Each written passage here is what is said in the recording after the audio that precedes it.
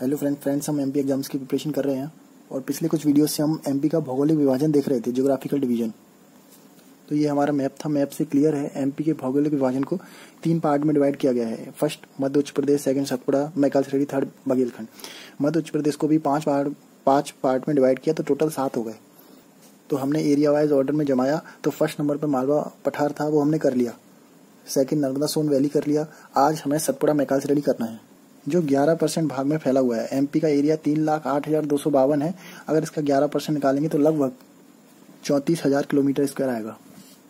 आप यहाँ पर सतपुड़ा मैकाल श्रेणी की लोकेशन का आइडिया देख लो। नर्मदा सोन वैली के नीचे है। इस साइड थोड़ा पतला है भाग और इस साइड मोटा, यानी कि ईस्टर्न साइड चौड़ाई ज्यादा है। फ्रेंड्स, पढ़ने में सिंपल हो इसलिए सतपुड़ा मैकाल श्रेणी को 3 पार्ट में डिवाइड कर लिया है। हालांकि एमपी का भौगोलिक विभाजन 7 पार्ट ही रहेगा, बस पढ़ने के पर्पज से सतपुड़ा मैकाल श्रेणी को 3 पार्ट में डिवाइड कर रहे हैं। इस साइड आपको पता होगा ये बड़वानी है, जो खरगोन से अलग हुआ था, तो इस साइड बोलते हैं बड़वानी की पहाड़ी,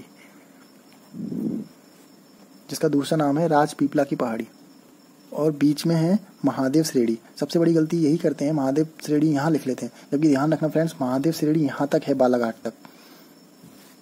और थर्ड है मैकाल श्रेणी, जो इधर ऊपर की साइड है।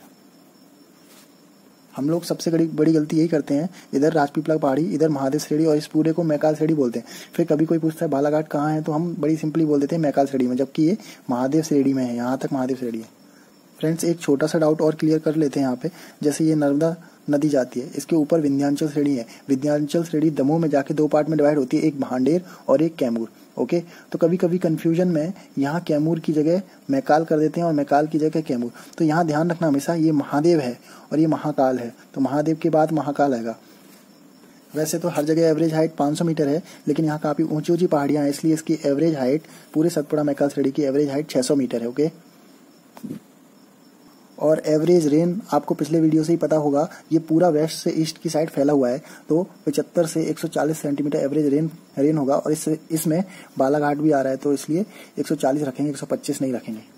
आपने पिछले वीडियो देखा होगा तो हमने देखा था कि इस साइड एवरेज रेनफॉल कम होती है, इस साइड ज्यादा होती है, और बालाघाट में क्यों ज्यादा बारिश होती है। तो सबसे पहले हम राजपीपला की पहाड़ी पढ़ते हैं। फ्रेंड, ये क्षेत्र पूरा निमाड़ का क्षेत्र है। यहाँ निमाड़ में सबसे लास्ट में बड़वानी आता है, सॉरी, खंडवा से अलग बुरहानपुर हुआ था, तो बुरहानपुर आता है, तो ये बुरहानपुर तक फैली हुई है। ये पूरा निमाड़ का मैदान है, इसलिए इसको निमाड़ का मैदान बोलते हैं। सबसे बड़ी बात है कि यहाँ इसकी चौड़ाई कम है और मैकाल तक आते आते इसकी चौड़ाई ज्यादा है। ये सबसे कम चौड़ा भाग है। और निमाड़ के मैदान का पुराना नाम अनूपदेश है। इस बात का ध्यान रखना फ्रेंड्स, क्योंकि कुछ लोग अनूपदेश किसका पुराना नाम है और ऑप्शन में अनूपपुर मार के आ जाते हैं, टिक। तो ध्यान रखना, निमाड़ का पुराना नाम अनूपदेश है।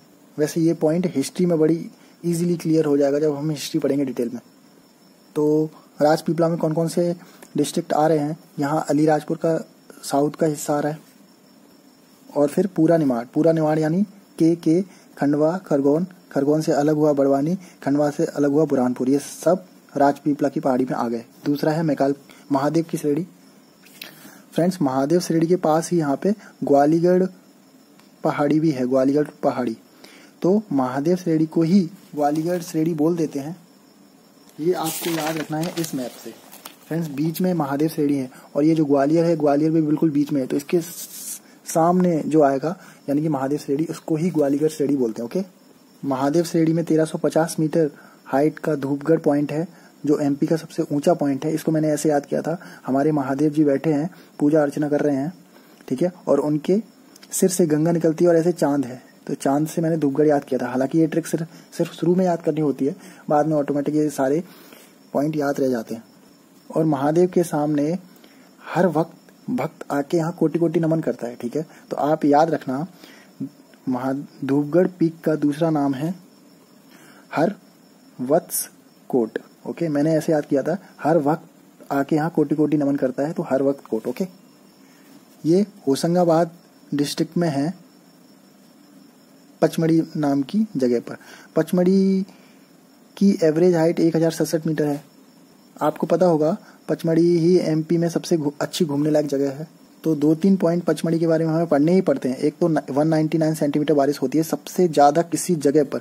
ये डिस्ट्रिक्ट नहीं है, अगर पचमढ़ी को डिस्ट्रिक्ट बना दिया जाए तो हम बोल सकते हैं भाई सबसे ज़्यादा किस डिस्ट्रिक्ट में बारिश होती है, पचमढ़ी। लेकिन पचमढ़ी डिस्ट्रिक्ट तो है नहीं, और होशंगाबाद हम लगा नहीं सकते क्योंकि होशंगाबाद, पूरे होशंगाबाद में तो बारिश की बात हो ही नहीं रही है। तो अगर पूछे कि किसी एक क्षेत्र बताओ जहाँ सबसे ज़्यादा बारिश होती है तो पचमढ़ी। लेकिन सबसे ज़्यादा बारिश किस डिस्ट्रिक्ट में होती है तो बालाघाट हम शुरू से पढ़ते ही आ रहे हैं, क्योंकि दोनों तरफ से बादल आएंगे, बे ऑफ बंगाल की साइड से और अरेबियन सी से साइड से, दोनों यहाँ बालाघाट पर वर्षा करेंगे। फिर भी हम लिख देते हैं मैक्सिमम बारिश किस डिस्ट्रिक्ट में होती है, बालाघाट में। फ्रेंड्स, इसमें कुछ भी रटने की जरूरत नहीं है, सिर्फ एक बार वीडियो देखना है आपको, सब ऑटो लिंक्ड है, खुद खुद आपको ध्यान आ जाएगा। पचमढ़ी पर्यटकों का स्वर्ग है, क्योंकि घूमने लायक जगह यही है एमपी में सबसे ज़्यादा। कुछ लोग इसको ग्रीष्मकालीन राजधानी भी बोलते हैं।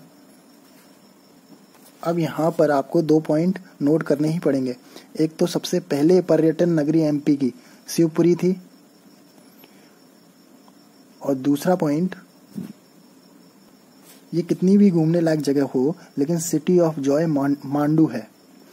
अगर आपने हिस्ट्री पढ़ा होगा तो आपको याद आ गया होगा, नहीं पढ़ा है तो हम पढ़ेंगे। सिटी ऑफ जॉय मांडू है, मांडू को सादियाबाद भी बोलते थे। और ये किस डिस्ट्रिक्ट में फैला है, महादेव की श्रेणी, तो बुरहानपुर तक तो हो गया। अब बैतूल, छिंदवाड़ा, सिवनी, बालाघाट, इन डिस्ट्रिक्ट्स में ये महादेव की श्रेणी है। थर्ड है मैकाल श्रेणी। फ्रेंड्स, मैकाल श्रेणी में यहाँ शहडोल का थोड़ा साउथ का हिस्सा, अनूपपुर, मंडला, डिंडोरी, ये 3-4 डिस्ट्रिक्ट हैं। सबसे बड़ी बात है, इसका एक पॉइंट ध्यान रखना, 1064 मीटर हाईएस्ट पीक है, जिसको अमरकंटक पीक बोलते हैं। ओके फ्रेंड्स, यहाँ 2 मिनट वीडियो और चलेगी, क्योंकि जब हम सतपुड़ा मैकाल श्रेणी के बारे में पढ़ते हैं तो हमें थोड़ा सा सेल समूह के बारे में पढ़ना जरूरी हो जाता है। मैं यहाँ वीडियो पॉज करके 6 सेल समूह के नाम लिखता हूँ। फ्रेंड्स, ये है 6 सेल समूह। सबसे पहले आर्कियन या आद्य सेल समूह आया, जो हमने मालवा प्लेटू में पढ़ा था। आपने पढ़ा भी होगा, प्राग ऐतिहासिक काल, पत्थरों के काल का समय, मतलब ये बहुत पुरानी चट्टानें हैं जो मालवा प्लेटू में हमने देख ली थी। लेकिन सबसे पहले टूटी ये और फिर बनी धारवाड़ की चट्टानें। धारवाड़ की चट्टानों में धातु होती है, ये तो ट्रिक से याद हो, ट्रिक ही मान लो आप, धारवाड़ की चट्टानों में धातु होती है।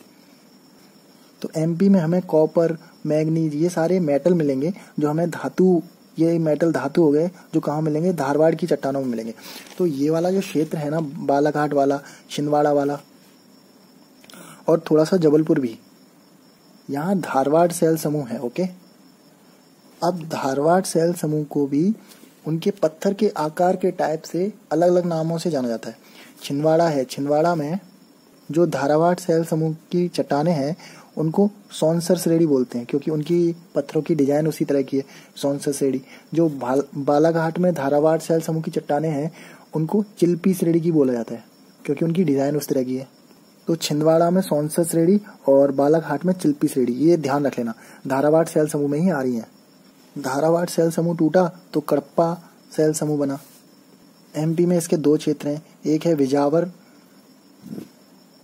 श्रेणी और दूसरी है ग्वालियर श्रेणी। तो जब हम मध्य भारत का पठार पढ़ेंगे तब हम इसको देख लेंगे, लेकिन फिलहाल हमने सतपुड़ा मैकाल श्रेणी देखा, इसलिए हमने धारावाड़ सेल समूह की चट्टानें एक बार देख ली, जिसमें धातु होगी और जगह कौन सी होगी, ये इनके नाम क्या होंगे। छिंदवाड़ा में सौंसर श्रेणी है और बालाघाट में चिल्पी श्रेणी की चट्टानें हैं। तो फ्रेंड्स, इस वीडियो में सतपुड़ा मैकाल श्रेणी में इतना ही।